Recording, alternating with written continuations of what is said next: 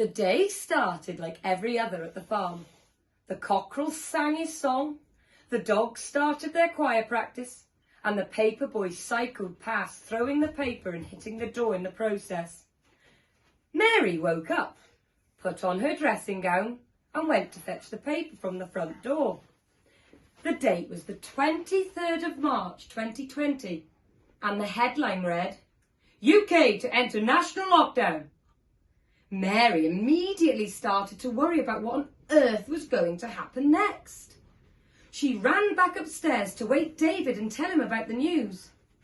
David explained to Mary that she was overreacting, so he turned over and went back to sleep.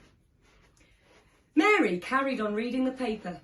COVID-19 was now a global pandemic, and the main symptoms were as follows: a high temperature, a new persistent cough, shortness of breath, and a loss of taste and smell. Later that day, the government made an emergency announcement.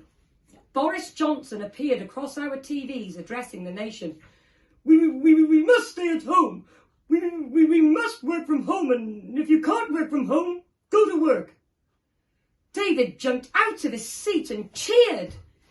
It was fair to say that he was over the moon. He could say goodbye to getting up at 6 a.m. and he could now say hello to rolling out of bed to his laptop for a day's work.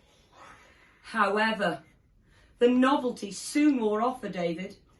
He was only a few days into lockdown and he was already bored out of his mind. He scrolled through his phone and noticed every single one of his Instagram friends had been baking banana bread. This inspired David to head straight to the kitchen. He threw a mixture of ingredients together and whisked with all his strength. He whisked and he whisked and then he whisked some more. The mixture was ready. David emptied it into a tray and popped it into the oven. Now he waited, staring at his watch. The timer went off to say his banana bread was ready. So he took it out of the oven and left it on the side to cool. David then panicked because he remembered it was 7:55 p.m. on a Thursday night. He rushed to the front door, greeted his neighbours and joined in with a clapping, showing his appreciation for the NHS. After a bit of socially distanced chat with everyone, David closed the door and returned to his chair.